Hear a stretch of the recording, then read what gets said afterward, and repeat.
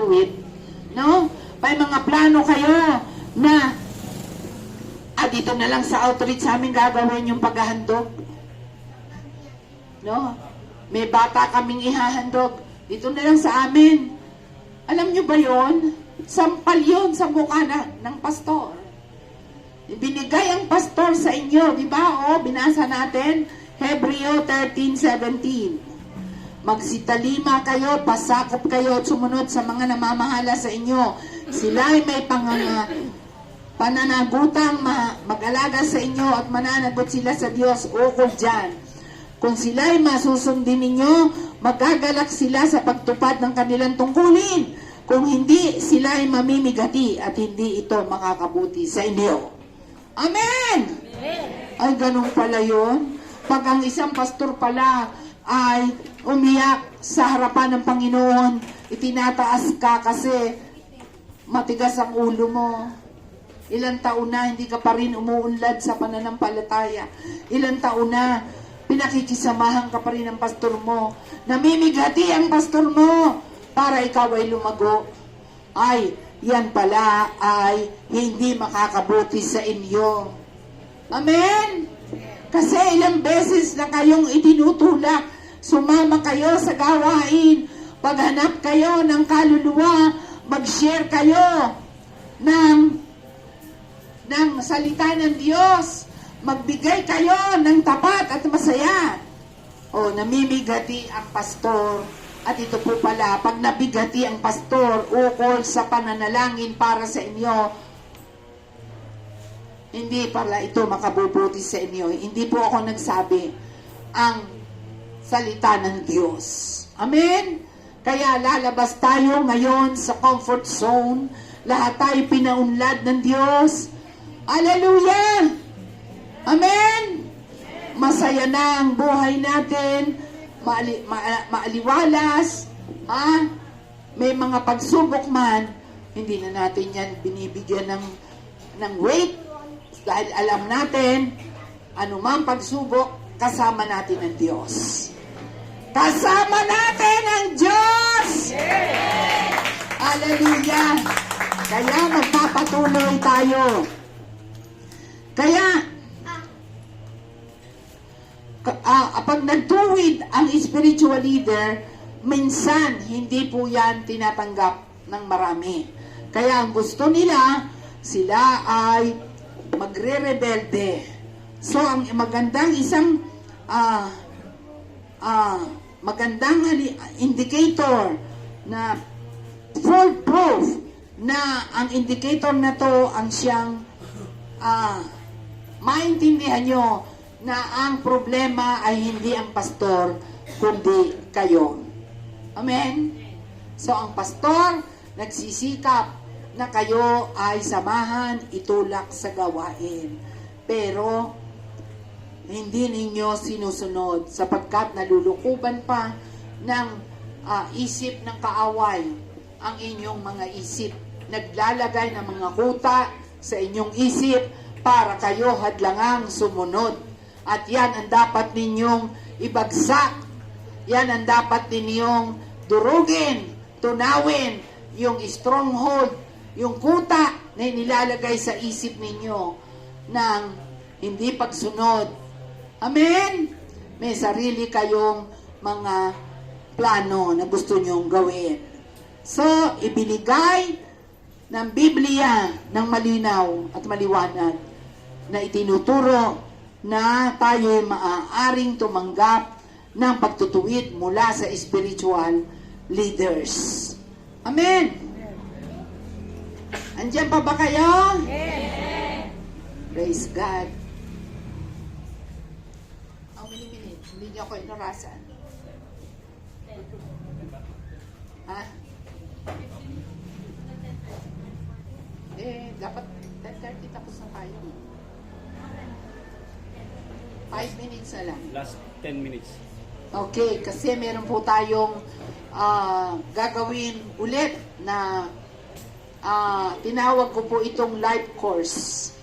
Kasi yung age group, ang hirap sabihin, group to 41 to 16. Life course. So sa atin pong pagsasama-sama, mas malaya po tayo nakakapag-share. At dito po, nakakarinig tayo ng ibang mga sitwasyon na nagtuturo pa rin sa atin ng patuloy. So tayo po ay spiritually matured na matatawag. May bunga na tayo kung tayo po ay tatanggap ng pagtutuwid ng walang pagdidepensa o defensive tayo. Kailangan po nating magpakumbaba, maging teachable o nagpapaturo sapagkat bibigay sa atin ng Panginoon ang kakayahan na tanggapin natin ang pagtutuwid, ang mga mali natin sa buhay. Na ito po sa Hebreo 12:11, lahat ng parusa sa ngayon ay tila man hindi ikaliligaya kundi ikalulungkot. Gayon may pagkatapos ay namumunga ng bungang mapayapa ng katuwiran sa mga nagsisipagsanay sa pamamagitan nito. Ito yon, kadalasan yung inyo pong ego. Ano yung ego? Yung ako ng akology. Kailangan na masiyahan ako. Ay, hindi ako binate. Sinabi na yan, example ni Brother Leo. Nasaktan, nagtampo. Ay, bakit hindi ako kasama sa group chat? No? Nag-isip na ng hindi nila ako sinasama, hindi nila ako sinasabihan. No, nag-isip na, nagtatampo na. Abala sila ko ayaw nila. Hallelujah. Ako pa? Ego. Hindi ako marunong magtampo.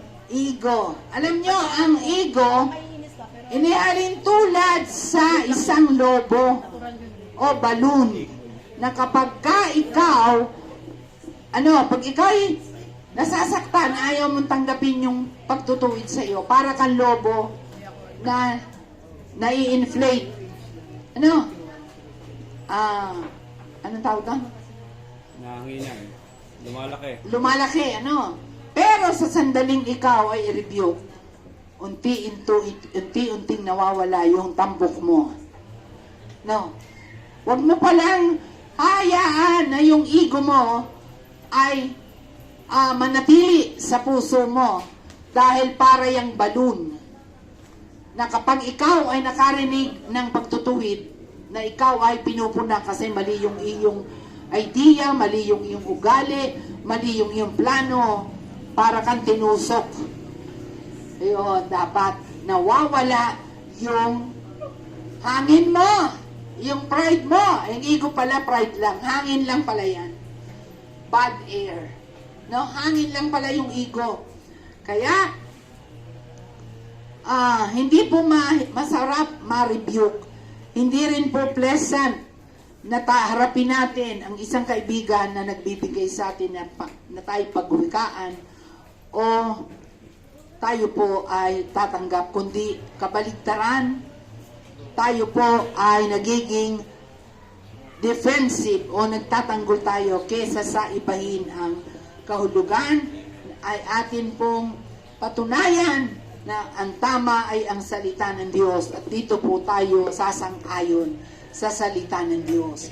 Walang ibang paraan na matutuwid tayo at uunlad kundi sa salita lang ng Diyos. Kaya manatili po tayo nakatanim sa iglesyang pinaglagakan sa atin ng Panginoon. Yun ang sabi sa Sunday School kanina, na manatili kang nakikinig sa iglesyang pinagtaniman mo. Amen? Doon ka kakain ng masustansya. Amen? Amen. Doon ka tatanggap ng mga vitamina ng pagtutuwid sa salita ng Diyos. Kaya, sabi sa Kawikaan chapter 12 verse 11, to learn, you must love discipline. Sino mang umiibig ng kasawayan ay umiibig sa kaalaman. Ngunit siyang nagtatanim sa kasawayan ay hangal. So foolish ka pala pag hindi ka tumanggap ng pagtutuwid. Amen. So yun ang sinasabi sa atin ng Panginoon. Huwag tayong maging hangalo, stupid. We are stupid if we hate correction, pag nagalit tayo o nasaktan tayo, pag tayo ay pinaalalahanan na mali ang ating ginagawa at nagkatanim ka ng galit, ay wala kang katalinuhan. Isa kang hangal. Hallelujah. Foolish. Isa kang hangal. Kaya, pag ang siyang tumatanggap sa pagtutuwid ay isang matured Christian. Hallelujah! Amen!